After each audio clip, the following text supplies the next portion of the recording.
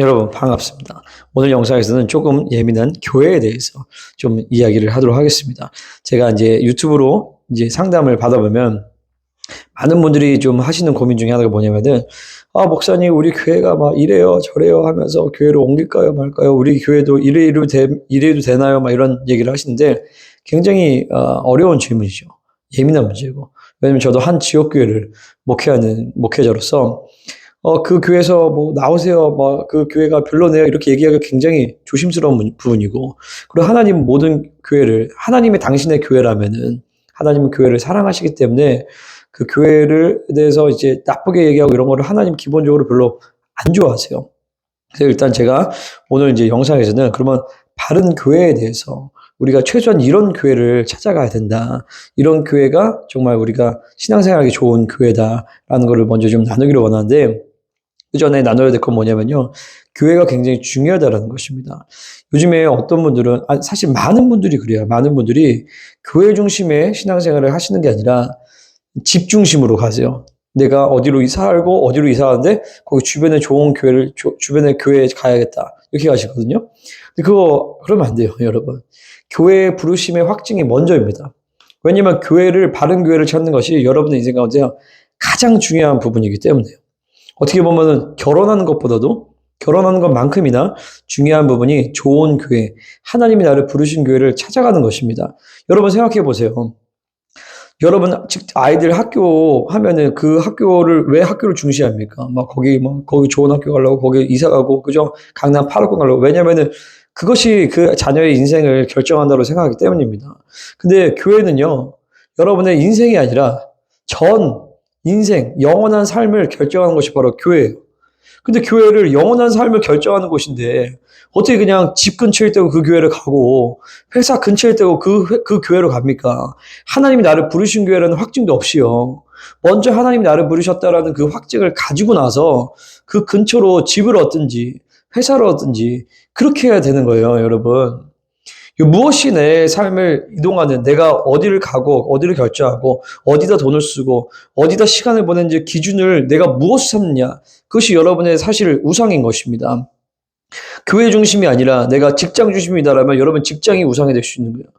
여러분 아이들 학교 중심이라면 여러분 아이들의 학교와 교육이 여러분에게 우상이 될 수가 있다라는 것입니다. 그래서 여러분 교회에 대해서 아주 결혼을 결정하는 것만큼 아주 중요하게 내가 정말 이 교회에서 신앙생활할 것인가 말 것인가, 이거를 아주 깊이 하나님의 인도하심을 받아야 되는 것입니다. 아멘입니까?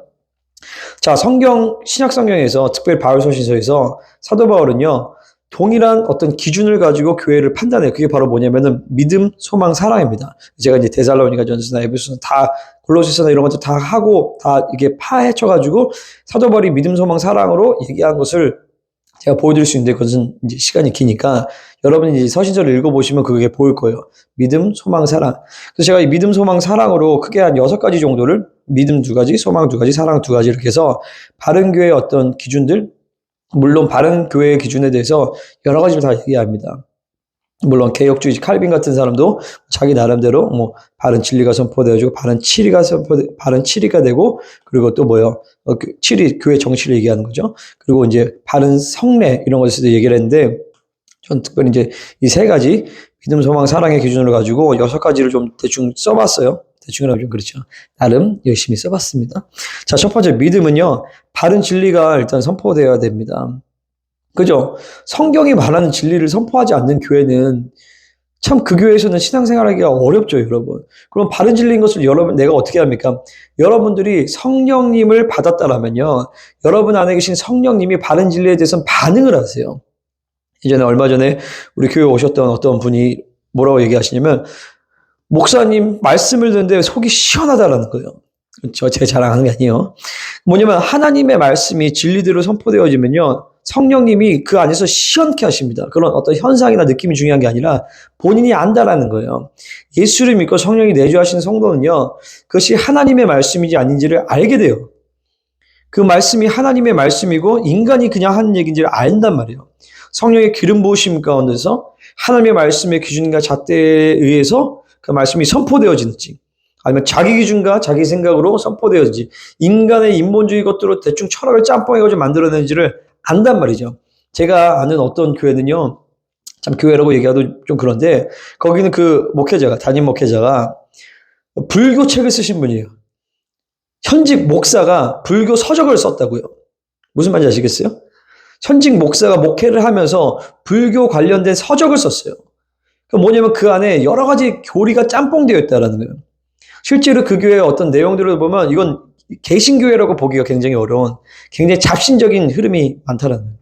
그런 교회에서는 여러분 구원받기도 쉽지가 않습니다. 왜냐하면 바른 복음이 선포되지 않는데 어떻게 거기서 구원의 역사가 있을 수 있겠습니까? 그런 교회는 나와야 되는 거예요, 여러분. 두 번째는 뭐냐면 성령의 인재가 교회 가운데 있어야 되는 것입니다. 성령 사역을 하고 말고 이런 걸 떠나서 성령님은 교회 안에 반드시 계셔야 돼요. 교회 안에 성령님이 충만해야 되는 것입니다. 성령님이 충만하실 때 나타나는 어떤 표적들이 있을 수 있겠죠. 어떤 은사와 열매들이 있을 수 있겠죠. 그것은 둘째 치더라도 어쨌든 하나님의 영의 역사가 그 교회 가운데서 운행되고 있느냐가 굉장히 중요해요. 그 중에 가장 큰 것은 바로 성령의 열매겠죠. 성품의 열매, 인격의 변화, 회개에 대한 어떤 열매, 이런 성령님의 임재가 있어야 진짜 그것이 바른 교회라고 볼 수 있습니다. 이 두 가지가 믿음에 대한 부분이에요. 세 번째로는 뭐냐면 그리스도의 재림을 준비하는가라는 겁니다. 이것은 굳이 666표 얘기하고 종말론을 무슨 그죠? 무슨 환란이다 이런 거를 우리도 저희 교회도 그런 얘기를 하긴 하지만 그게 사실 중요한 게 아니라 정말 중요한 건 뭐냐면요.